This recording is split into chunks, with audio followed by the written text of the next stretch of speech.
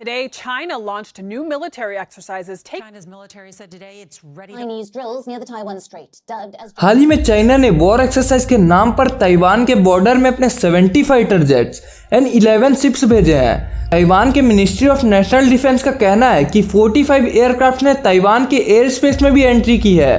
वहीं दूसरी तरफ ताइवान में प्रेजेंट यूएस एम्बेसी ने एक स्टेटमेंट में कहा है कि यूएस चाइना के इस मैन्यूवर्स पर अपनी नज़र बनाए हुए है। तो सवाल यह आता है कि क्या ये सच में एक वॉर एक्सरसाइज है या चाइना के इंटेंशंस गलत नजर आ रहे हैं। तो क्या है ये चाइना ताइवान कॉन्फ्लिक्ट और इसकी शुरुआत कहाँ से हुई, आइए जानते हैं। तो देखिए, चाइना और ताइवान की लड़ाई एक सदी पुरानी है, मेनली अराउंड इन 1949। ताइवान का official name Republic of China है, जबकि फ्रेंड्स लगभग 100 साल पहले चाइना के मेनलैंड को इस नाम से जाना जाता था। अब इससे पहले यानी ईयर 1644 में चाइना में चिंग डायनेस्टी, जिन्हें किंग डायनेस्टी भी कहा जाता है, वो वहाँ पर रूल किया करते थे और उन्होंने ही चाइना का यूनिफिकेशन भी किया था। लेकिन फिर 1911 में चाइना में एक रिवॉल्यूशन हुआ and due to which Qing dynasty was ousted from power. अब चिंग डायनेस्टी के जाते ही दो और पार्टीज एग्जिस्टेंस में आई, यानी क्यूओमिंगटैंग पार्टी और खोमिंगटैन पार्टी। अब दोस्तों, ये दोनों पार्टीज की विचारधारा जो थी वो बिल्कुल सेपरेट थी, लाइक ऑनवर्ड। नतीजतन दोनों पार्टीज आते ही एक दूसरे से भिड़ गई, लेकिन यहाँ पर डेमोक्रेसी की वकालत करने वाली कोमिंगटैन पार्टी की सरकार बन गई।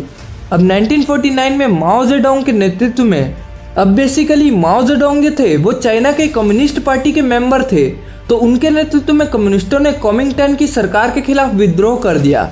फिर क्या, चाइना में सिविल वॉर छिड़ गया। लंबे चले सिविल वॉर में खोमिंगटैन लोगों की हार हुई और बचे हुए लोग ताइवान वाले हिस्से में आकर सेटल्ड हो गए और जाते ही वहां उन्होंने अपनी गवर्नमेंट फॉर्म कर ली और ताइवान की जिस जगह यानी जिस पार्टिकुलर लैंड पर वो लोग बसे थे उसका ऑफिशियल नेम उन्होंने रिपब्लिक ऑफ चाइना रख दिया। On the other hand, war में जीते हुए कम्युनिस्टों ने चाइना के मेन लैंड का नाम पीपल्स रिपब्लिक ऑफ चाइना रख दिया। यानी ऐसा समझिए कि ताइवान वाले उस हिस्से का नाम जहां पर खोमिंगटैन लोग जाकर बसे थे उसका नाम उन्होंने रिपब्लिक ऑफ चाइना रखा और चाइना के कॉन्टिनेंट का नाम पीपल्स रिपब्लिक ऑफ चाइना रख दिया गया। अब चाइना को लगता है कि ताइवान चाइना के ही मेनलैंड का एक हिस्सा है और वहीं दूसरी तरफ ताइवान खुद को एक इंडिपेंडेंस कंट्री मानता है। अब वैसे तो चाइना और ताइवान का ये कॉन्फ्लिक्ट बहुत पुराना है, लेकिन साल भर पहले ये क्राइसिस दोबारा शुरू हुई।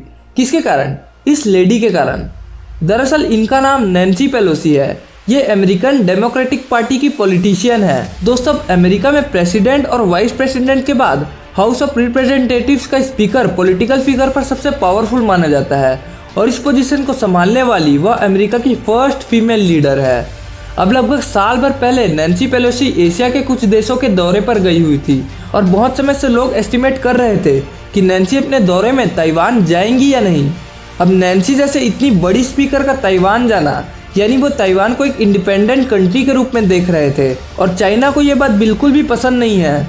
खैर, अब चाइना ने इसके लिए नैन्सी को कई वार्निंग्स भी दी थी और कहा था कि अगर वो ताइवान जाती है तो चीनी सेना चुप नहीं बैठेगी। लेकिन नैन्सी पेलोसी चाइना की इन धमकियों से नहीं डरी और वो 2 अगस्त 2022 को शाम 8:15 पर ताइवान पहुंची और ताइवान पहुंचते ही उनका स्वागत बहुत जोरों शोरों से किया गया और साथ ही वो जिस होटल पर रुकी हुई थी यानी कि ग्रैंड हयात होटल के सामने सिक्योरिटी बैरिकेड्स लगाए गए ताकि उनको किसी भी तरह की इनकन्वीनियंस का सामना ना करना पड़े।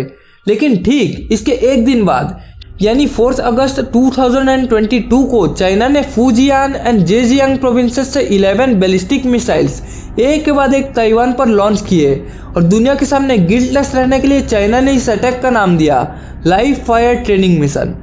लेकिन सभी लोग समझ चुके थे कि चाइना का ये मिशन सिर्फ एक मैन्यूवर्स नहीं बल्कि ताइवान को हड़पने की एक सोची समझी साजिश थी।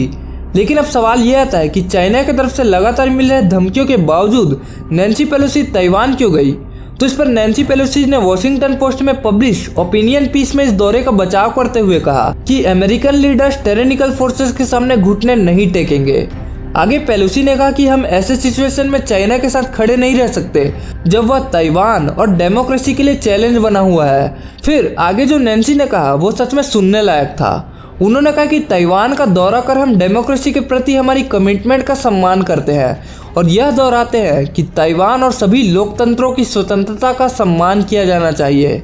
अब इस स्टेटमेंट से ये साफ हो जाता है कि यूएस शुरू से ही ताइवान को चाइना से एक सेपरेट और डेमोक्रेटिक कंट्री मानता है और यही कारण है कि चाइना यूएस से चिढ़ा हुआ रहता है। अब ये जो घटना आप सुन रहे थे ये तो पिछले साल की घटना थी, लेकिन अभी एक बार फिर से चाइना का गुस्सा सरफेस पे आ गया है और वजह वही यूएस का ताइवान को सपोर्ट।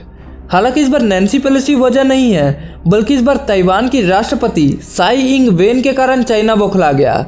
दरअसल हुआ यूँ कि अभी 5 अप्रैल को साई इंग वेन चली गई यूएस और उन्होंने वहाँ हाउस ऑफ रिप्रेजेंटेटिव्स के स्पीकर केविन मैकार्थी के साथ मीटिंग की।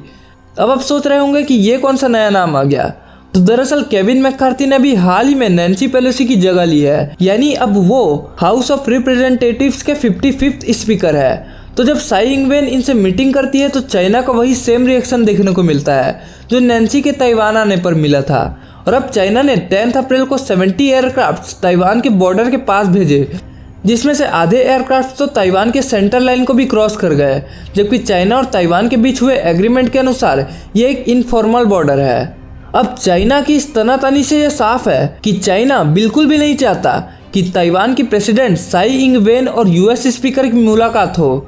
हालांकि ये हो चुकी है, लेकिन इन फ्यूचर दोबारा ऐसा ना हो, इसलिए चाइना अभी से प्लॉटिंग कर रहा है। अब इस मैप को देखकर समझिए, तो इसमें जो चाइना और ताइवान के बीच समुद्री हिस्सा ये जो दिखाई दे रहा है, यहाँ पर चाइना ने 2 बैटलशिप्स तैनात किए हैं और उसके जो हेलीकॉप्टर्स है वो उसके अराउंड घूम रहे हैं। अब इसके जरिए चाइना ताइवान को डराने की कोशिश कर रहा है। असल में वो ये बताना चाह रहा है कि भले ही आप अमेरिका के साथ चले जाइए, लेकिन अमेरिका है आपसे 7 समुंदर पार, तो इसलिए अगर आप हमसे टकराएंगे तो ये जो बैटलशिप्स और हेलीकॉप्टर्स है उसके जरिए से हम ताइवान को खत्म कर देंगे। तो ये है कुछ चाइना की स्ट्रेटेजी। तो अब सवाल आता है कि अगर इन फ्यूचर कभी वॉर की नौबत आई तो ताइवान चाइना का सामना कैसे करेगा। अगर चाइना और ताइवान की मिलिट्री पावर की कंपैरिजन करें तो चाइना के पास 20,35,000 सोल्जर्स है और ताइवान के पास 1,70,000 सोल्जर्स है। अगर वेपन्स की बात करें तो चाइना के पास 5,500 टैंक्स है और ताइवान के पास 650। चाइना के पास 3,000 फाइटर प्लेन्स है, तो वहीं ताइवान के पास 500 फाइटर प्लेन्स है। चाइना के पास 59 सबमरीन्स है, तो ताइवान के पास सिर्फ और सिर्फ 4। चाइना के पास 86 नेवी शिप्स है और ताइवान के पास 26 शिप्स है। अब ताइवान चाइना से भले ही छोटा है, लेकिन इसकी जियोग्राफिकल लोकेशन किसी भी वॉर में उसे एडवांटेज प्रोवाइड करेगी। अब ताइवान की जो गल्फ यानी खाड़ी है, इसकी चौड़ाई सिर्फ और सिर्फ 128 किलोमीटर की ही है। यानी आप समझ रहे हैं कि अगर चाइना ताइवान पर अटैक करना चाहे तो उसको इतनी सकरी खाड़ी को पार करना होगा, जो कि आसानी से तो पार होने वाला नहीं है। आपने सुना होगा कि वॉर के समय में सबमरीन्स और वॉरशिप्स को शॉटिंग एरिया से दूर रखा जाता है, क्योंकि ऐसी जगह पर एयरक्राफ्ट कैरियर्स, कॉवेट्स और फ्रिगेट्स को इंस्टॉल करने की जगह दी जाती है, ताकि इसके जरिए से वेपन्स, मेडिसिन्स, फूड्स, फ्यूल्स जैसी ज़रूरत की चीज़ों को सोल्जर्स तक पहुंचाया जा सके। और इतनी सी जगह में क्विकली तो वेपन्स और अदर थिंग्स सोल्जर्स तक पहुंचेंगे नहीं, तो उस समय ताइवान आसानी से अपनी आर्टिलरी और एयर डिफेंस सिस्टम की हेल्प से चाइना की हालत पस्त कर सकता है। Means Taiwanese artillery and rocket system can easily target them. China अपनी तरफ से इवन एक मिसाइल भी नहीं रिलीज कर पाएगा, कम से कम शॉर्ट रेंज में तो कतई नहीं, क्योंकि अगर वो ऐसा करेगा तो इनके दायरे में उसके खुद के बैटलशिप्स आ जाएंगे। इवन चाइना की इंटायर नेवी एंड एयरफोर्स भी अपनी फ्लीट को बचा नहीं पाएगी, क्योंकि ये कई घंटों तक खुले पानी में रहेंगे। दूसरी बड़ी दिक्कत यह है कि अगर किसी तरह से ये फ्लीट पहुंच भी जाए तो तट पर उसे खाली होने में काफ़ी ज़्यादा समय लगेगा, और इतना समय तक ताइवानीज लोग चुप तो बैठेंगे नहीं, बहुत बड़ा ग्राउंड अटैक होगा। ताइवान के गोरिल्ला फाइटर या कमांडो टीम या फिर स्नाइपर्स चाइनीज मिलिट्री को चुन चुन कर मारेंगे। और अगर ऐसे में ताइवान को बाहर से हेल्प मिल गई, मतलब आप समझ रहे हैं कि मैं किसकी बात कर रहा हूँ, तो मान के चलिए कि इतने समय में अगर अमेरिका से उसको हेल्प मिल गई, तब तो फिर चाइना की वोट लग जाएगी। और चाइना कभी भी नहीं चाहेगा कि उसको यूएस से पंगा लेना पड़े। हालांकि चाइना ने यूएस को एक के बाद एक धमकियां तो दी है, लेकिन चाइना कभी भी यूएस से डायरेक्ट पंगा लेना नहीं चाहता है। इसका एग्जाम्पल है कि साल भर पहले जब नैन्सी पेलोसी ताइवान विजिट की थी, तो कुछ झिझक दिखाने के बाद जब बाइडेन एडमिनिस्ट्रेशन ने चीन से सीधे निपटने के लिए तैयारी कर ली, तो नैन्सी पेलोसी की एयरक्राफ्ट को रोकने की हिम्मत चाइना नहीं कर पाया था। कुछ एक्सपर्ट्स के मुताबिक चाइना ने सिर्फ धमकी दी थी, वो ऐसी कोई हिमाकत नहीं करेगा जिससे अमेरिका से सीधा टकराव तय हो जाए। और कहीं ना कहीं इसकी वजह यह भी है कि आज अमेरिका भी इस एरिया में बहुत ज़्यादा पावरफुल हो गया है। लेकिन आगे अब क्या होगा ये तो वक्त ही बताएगा। वेल तो अब टाइम आ गया है आप लोगों को गुड बाय बोलने का। और अगर आप लोगों को इस वीडियो से कुछ सीखने को मिला है तो इसे एक लाइक ज़रूर करना और फैक्चुअल यूट्यूब चैनल को बी श्योर सब्सक्राइब करना। So be cool, be happy and keep learning. Good bye.